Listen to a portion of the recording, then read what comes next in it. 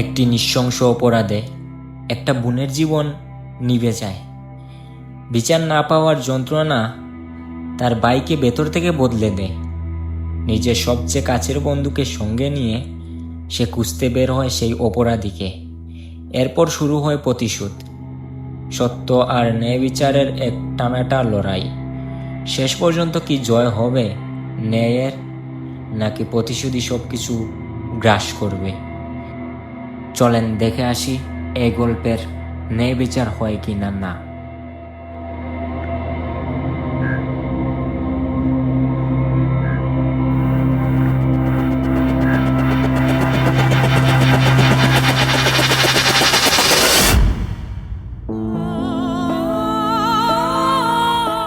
ওরা আমার কলিজার বোনটাকে মেরে ফেলছে। আমি ভাই হয়ে কিছুই করতে পারলাম না। আমার নিষ্পাপ বোনটারে মেরে ফেলছে, ওদের জন্যই সব কিছু হয়েছে। তোর পাশে আছি ভাই, চিন্তা করিস না। প্রতিশোধ আমরা এমনিই নেব। তোর বোন মানে আমারও বোন, চিন্তা করিস না, সব ঠিক হয়ে যাবে।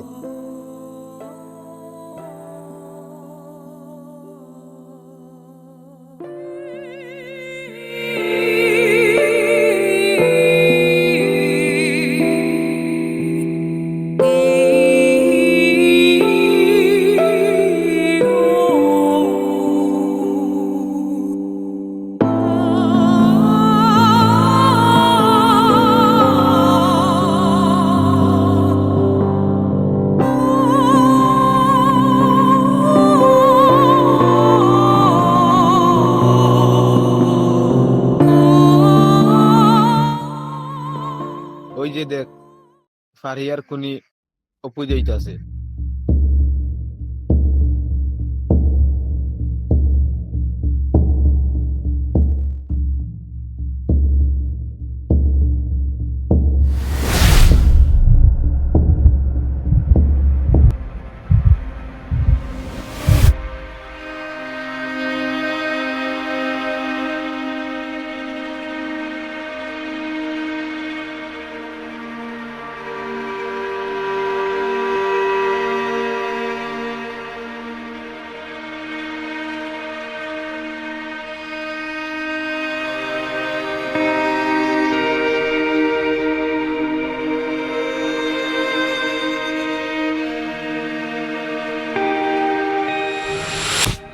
কেন এমন করলি? হ্যাঁ, আমি তোকে জানাই মেরে ফেলবো। আমার বোনের খুনি, যাকে আমি 5 মাস থেকেই খুঁজতেছি, তাকে আমার চোখের সামনে আজকে পেয়ে আমি কিছু করতে পারি নাই, শুধুমাত্র তোর জন্য।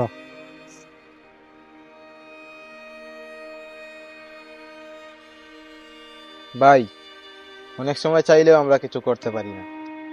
তুই অপুকে মারবি, তাই না? আমি আগে থেকেই জানতাম অপুকে একদিনের ভিতরে এখানে আসবে, কিন্তু আমি তোকে বলি নাই। তখন তোরে বললে তুই উল্টাপাল্টা কাজ করতি। আমরা কাল 10টায় লেখক অপুর বাসায় যাব। ওরে বুঝতে দেওয়া যাবে না যে আমরা ফারিয়ার ভাই। ঝগড়া কর, মারামারি কর, আমাকে আহত কর, তবে আমাকে ছেড়ে যাইস না।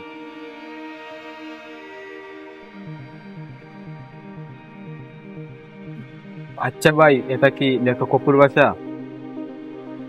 ওনাকে আমরা একটা গল্প দেব, একটু সুযোগ দিলে ওনার সাথে কথা বলতাম। আচ্ছা দাঁড়ান, আমি আসছি।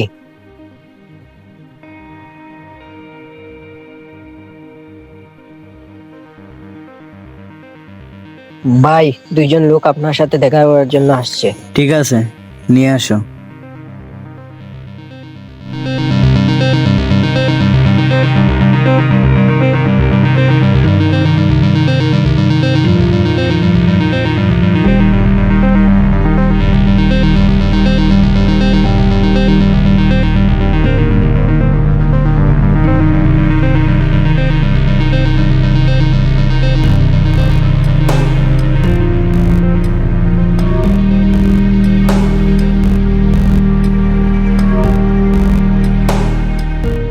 স্যার, আমি শুয়েব, আর ও হচ্ছে রাফি।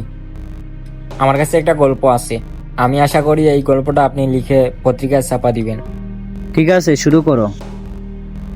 আজ থেকে ঠিক 5 মাস আগে একটা ছেলে আর একটা মেয়ে। দেখ ভাইয়া, এই মুহূর্তে যদি খাতাটা না দিস তাহলে তোর খবর আছে। যেই না চেহারা, নাম রাখছে পেয়ারা। ফারিয়ার বাচ্চা, খাতাটা দে। তুই স্কুলে যা, গিয়ে নতুন খাতা কিনে আনিস। আমার এই খাতা আমি কলেজে নিয়ে যাব। এই ফারিয়া,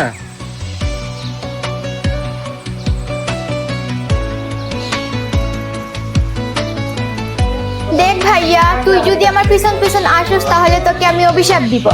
তোর কোনোদিন বিয়ে হবে না। শকুনের দোয়ায় যেমন গরু মরে না, ঠিক তেমনই তোর দোয়ায় আমার বিয়ে ভাঙবে না। শাকচুন্নি, যা, খাতা লাগবে না আমার।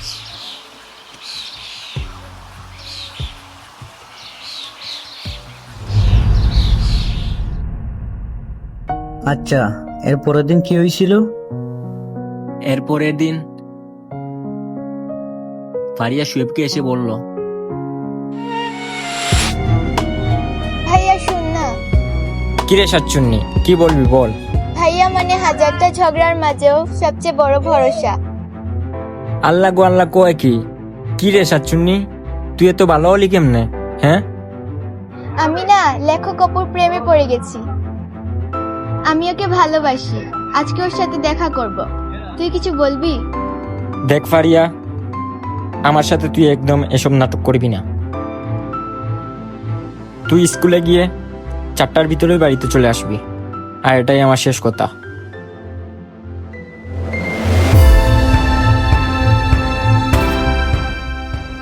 ফারিয়া শোন, এদিকে আয়। দেখ ফারিয়া, তুই এখন অনেক ছোট। তুই এখন স্কুলে পড়স, আর তোর এখন আবেগের বয়স। তুই এমন কিছু করিস না যেটা করলে আমাদের সম্মানে আঘাত করবে। যা করবি বুঝে শুনে করিস, যা।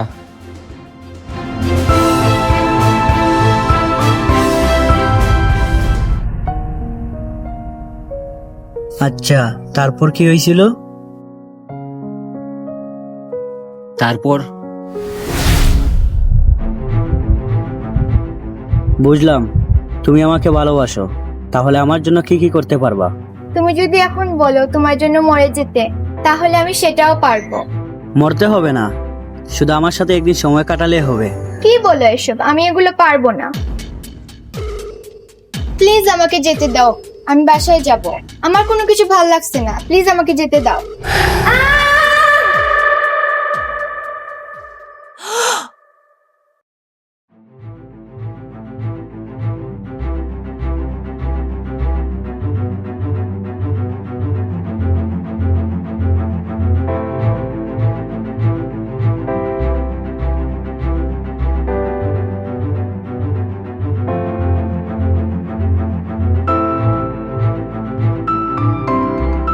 হ্যালো ভাইয়া, আমার সর্বনাশ করে ফেলছে। আমি আর এই সমাজে মুখ দেখাতে পারবো না। আমাকে ক্ষমা করে দিও। আমি একটা অকর্মা মেয়ে, নিজের ভাইয়ের কথা না শুনে উপরে পা উঠাইছি। আমাকে ক্ষমা করে দিও ভাইয়া।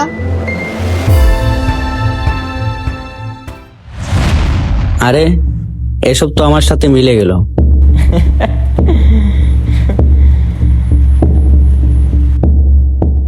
এসব কাহিনী যেহেতু আপনি করেছেন, তাহলে আপনার সাথে তো মিলবেই কাকু।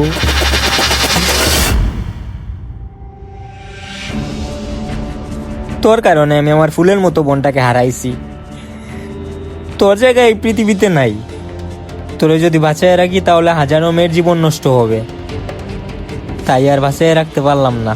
উপরে গিয়ে ভালো থাকিস।